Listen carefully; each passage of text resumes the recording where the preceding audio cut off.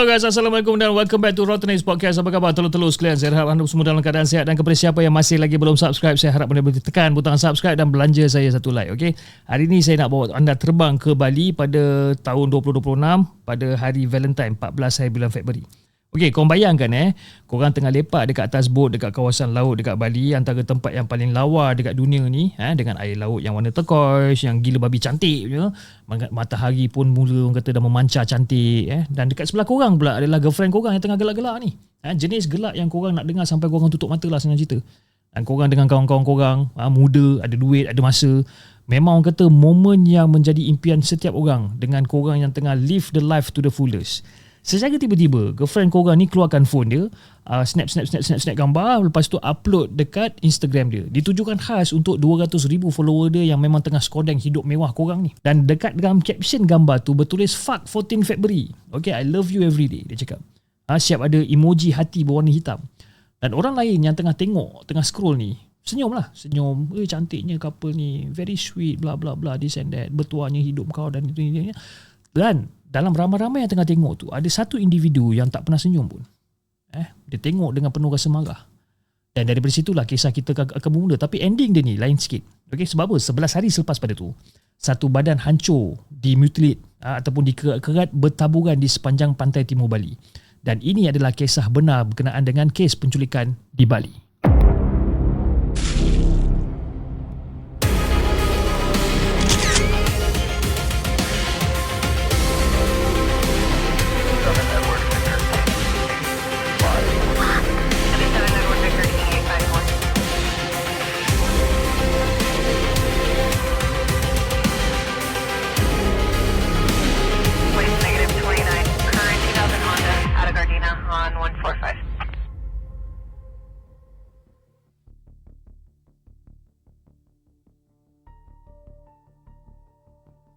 Okay guys, lelaki muda dekat atas bot macam dekat dalam gambar ni.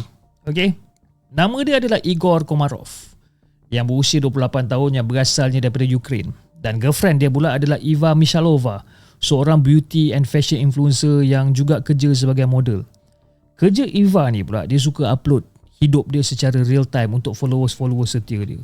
Setiap trip, setiap makanan yang diorang makan, setiap gambar scenery dan sebagainya, semua dia akan upload. Dan hari itu, diorang ni bersama dengan sekumpulan kawan ni fly ke Bali untuk pergi vacation lah. Nak lari jauh daripada semua masalah rumah lah. Tapi hari Valentine tu, rupa-rupanya adalah hari terakhir hidup Igor berjalan macam biasa. Okay? Esok pagi ni tu, 15 hari bulan Februari, Igor dan juga kawan-kawan dia ni bawa skuter melalui satu kawasan Jimbaran. Okay? Port yang memang sangat popular dengan pelancong Rusia dan juga Ukraine. Dan menurut pada outlet berita tempatan kumparan, kumpulan ni memang plan nak naik ke kawasan berbukit untuk belajar ride. Saja-saja je lah. Aktiviti yang santai, tak ada risiko apa pun. Dan bila diorang tengah-tengah ride ni semua, dan tiba-tiba ada sebuah Toyota Avanza yang berwarna hitam dan juga ada 2 buah motosikal muncul. Dan kenderaan ni terus kepung diorang secara rapat. Tapi cara movement diorang ni sebiji macam taktik tentera yang ada precision tau. Macam orang kata military lah. Dan salah seorang daripada kawan Igor ni yang bernama Alexander Yermak-Petovsky perasan ada benda yang tak kena. Dia sempat pulas minyak skuter tu dan dia sempat untuk slip out sebelum kepungan tu menjadi rapat. Alexander tu survive, tapi Igor tak sempat. Seminit sebelum tu, Igor tengah seronok bawa skuter, tengah-tengah bawah matahari Bali, tengah happy, tengah enjoy. Dan minit seterusnya pula, dia gaib mid-ride. Okay, dalam tengah ride ni dia gaib. Kawan dia yang lain cuma perasan yang Igor ni tiba-tiba hilang dalam radar ni di tengah-tengah jalan. Jadi bila Alexander buat report polis, pihak penyiasat terus pull out rakaman CCTV dekat kawasan sekitar. Dan dekat situ diorang jumpa ada satu footage Avanza hitam tadi bersama dengan 2 motosikal tengah bawa Igor pergi ke sebuah villa mewah dekat Tabanan. Dekat mana tu? Dekat pantai barat tengah Bali. Jadi bila polis sampai dekat villa tu dah kosong. Tak ada siapa-siapa pun dekat situ.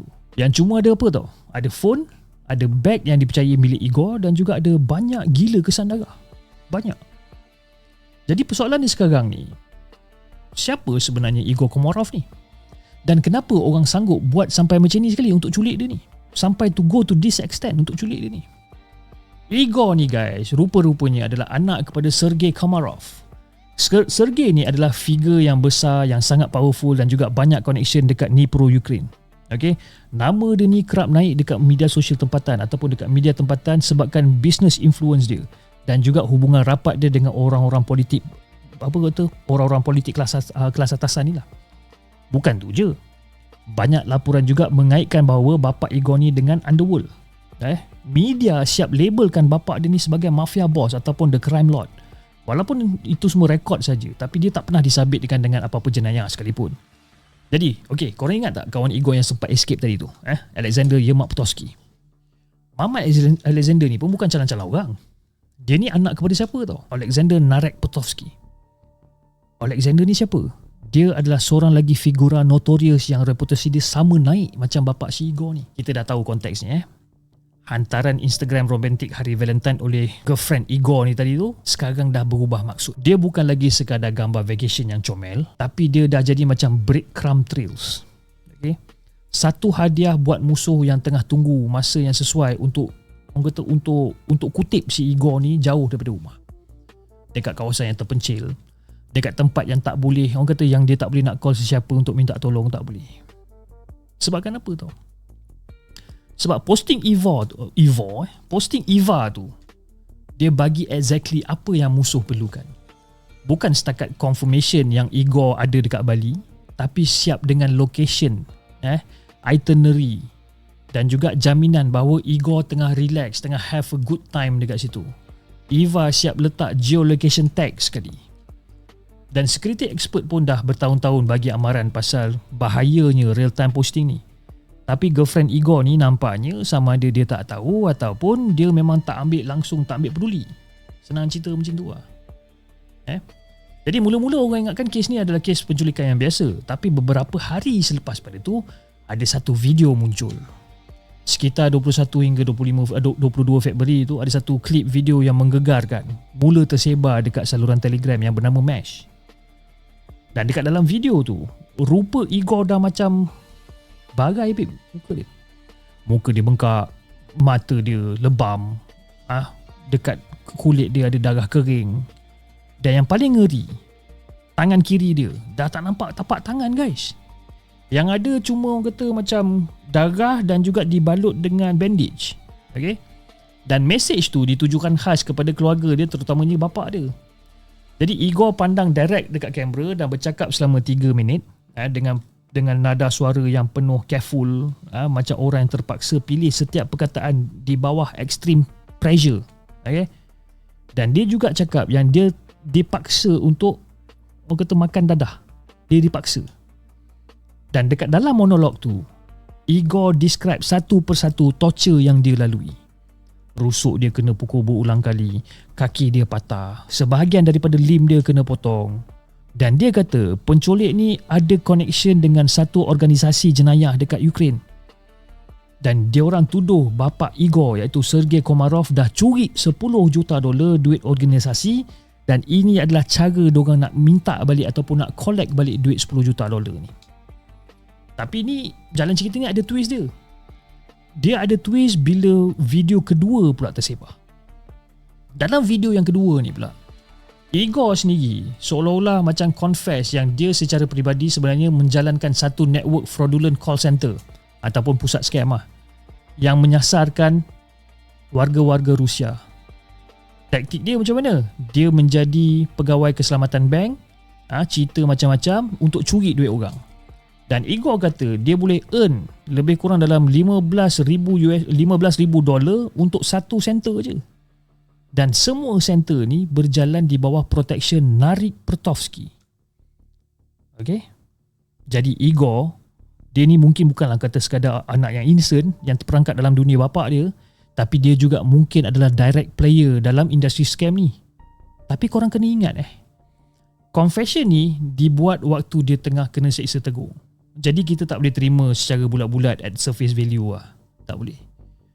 Dekat hujung video pertama tadi, Igor ada cakap sesuatu yang hampir unbearable. Okay? Dia cakap yang infection dah mula start. Yang dia kata yang dia akan mati Dan dia merayu dekat parents dia, tolong jangan main-main dengan organisasi yang tengah tahan dia sekarang ni. Do not communicate with any other people guys.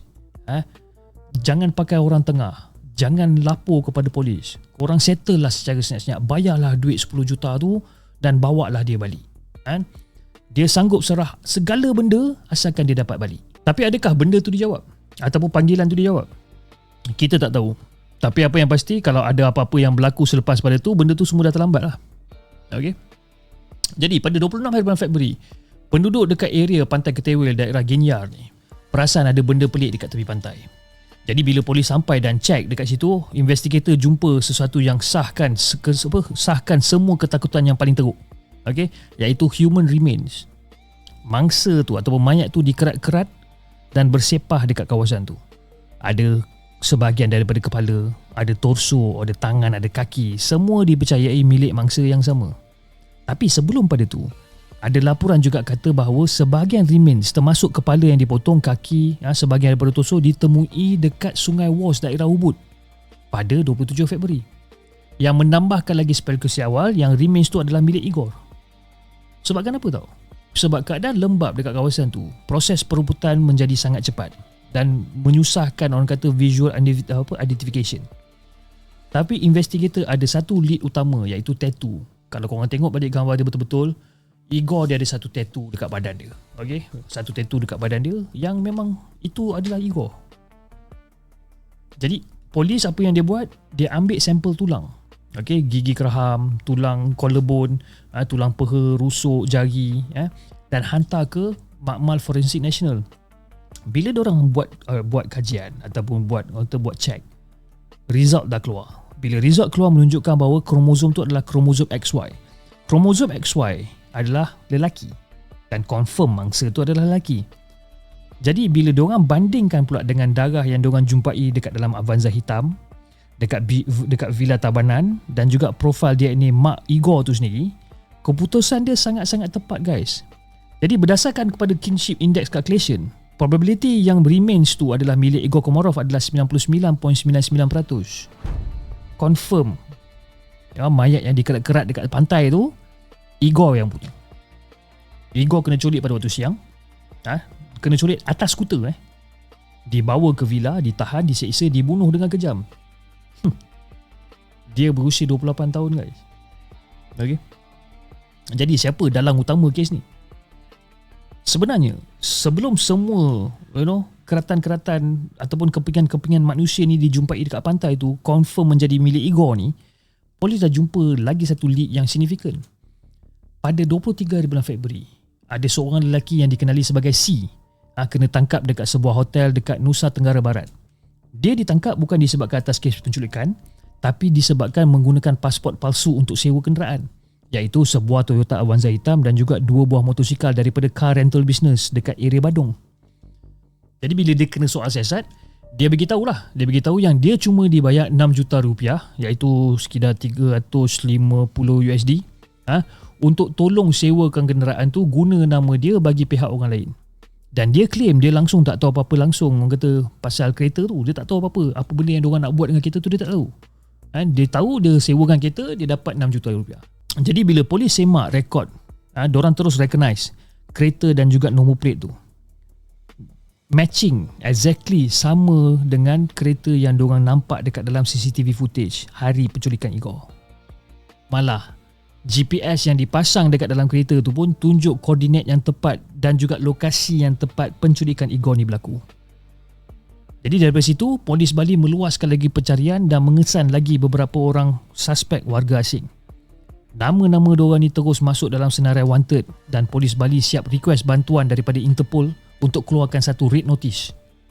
Sebab kes ni dah melibatkan cross border pursuit. Okay?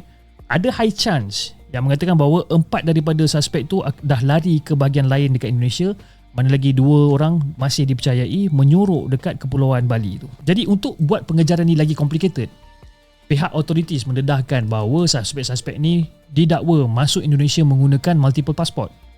Ada yang ada 2, ada yang ada 3 identiti berbeza, sampaikan investigator pun pening nak verify even kewarganegaraan diorang tu sendiri. Lepas tu ada seorang lagi suspek muncul, seorang warga Indonesia yang ditangkap sebab tolong isu pasport palsu dekat C. Sampai sekarang investigation pasal kes Igor Komarov ni masih lagi ongoing dan banyak lagi benda masih belum terjawab. Apa yang drive benda ni? Jadi ada teori lah, benda ni ada teori. Okay?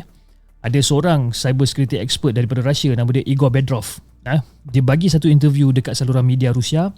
Dia suggest yang pembunuhan ni mungkin ada connected dengan satu attempt untuk agihkan semua kawalan operasi fraudulent call center yang menyasarkan warga Rusia ni. Okay? Yang didakwa ada connection dengan keluarga Komarov dan juga keluarga Petovsky. Jadi guys, dekat online, debate dah mula beralih kepada Eva Mishalova. Diorang cakap ialah sebagai influencer, engkau seseorang yang bina entire career engkau atas public visibility ni. Ramai yang berhujah yang dia patut lebih tahu bahawa post real time location dan juga letak geotag ni adalah sesuatu benda yang sensitif, sedangkan dia dating dengan orang yang ada kaitan dengan dunia jenayah. Netizen siap pergi lagi jauh tau. Dia cakap polis patut siasat dia secara direct. Dan netizen cakap posting Instagram yang dia buat tu terlampau convenient untuk menjadikan benda tu sebagai satu kebetulan. Seolah-olah macam benda tu dah diplan secara awal. Tapi tak ada official statement yang kaitkan Eva dengan mana-mana orang kata salah laku. Tak ada. Okay? Eva sendiri ada muat naik satu Instagram story yang diorang berdua daripada trip Bali tu.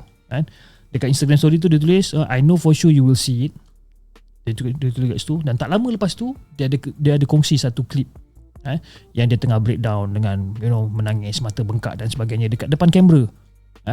Dia cakap I will be back when I have the strength. Dia cakap itu. Sama ada orang nak percaya ataupun tidak kesedihan dia tu, tapi at least secara terbuka nampak real lah, nampak legit lah klip tu. Jadi kes Igor ni dia betul-betul membuatkan image Bali tercalar tau.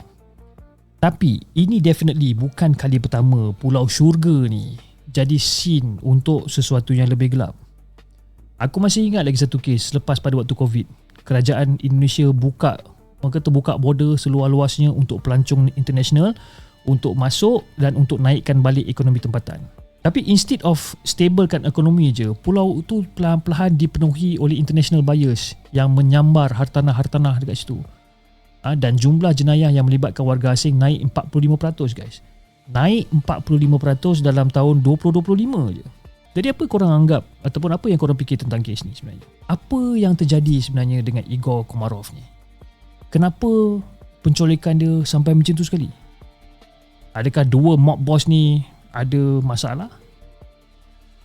Ataupun Eva Mishalova tu yang dalang dia sebenarnya? Mungkin dia tak puas hati. Dia stagekan benda ni ke macam mana? Cuba korang komen di bahagian komen. Aku nak tahu apa korang punya punya pendapat lah. Jadi guys, sekarang ni kesimpulan dia, Bali tengah berada dalam kata satu persimpangan jalan lah. Pulau yang penuh dengan kecantikan yang luar biasa yang dipanggil sebagai Pulau Dewata ataupun pulau itu The Goddess Island lah orang kata kan, yang jadi impian jutaan pelancong sekarang terpaksa pikul beban jenayah ganas yang semakin membesar. Pelancong terus datang dalam jumlah rekod yang besar, dan dalam pada masa yang sama sesetengah pelawat ataupun pelancong membawa sekali darkness yang pulau tu tak pernah bersedia nak hadap. Jadi kes Igor Komarov ni masih lagi unfolding. Suspek-suspek masih lagi bebas dan diburu merentasi sempadan antarabangsa. Gambaran penuh ataupun macam mana rupa diorang, kita sendiri tak tahu. Apa yang kita boleh buat, kita tunggu je. Tapi satu benda yang dah jelas guys, seorang lelaki fly masuk ke Bali yang berusia 28 tahun untuk holiday. Girlfriend dia buat satu posting dekat Instagram dengan geotag. Dan satu tempat di sebalik skrin ada orang yang dah lama cari si Igor Komarov ni, akhirnya tahu exactly dia berada dekat mana. Jadi guys, itulah realiti dia. Macam mana semua benda ni boleh bermula. Satu bot, satu langit, satu posting yang 200,000 orang tengah scroll tanpa berfikir dua kali, dan ada satu orang yang tak puas hati. That's all for today guys. Jangan lupa like, share dan subscribe. Stay safe, stay paranoid. Terima kasih sebab sudi untuk tonton episod kali ini. Assalamualaikum, bye-bye.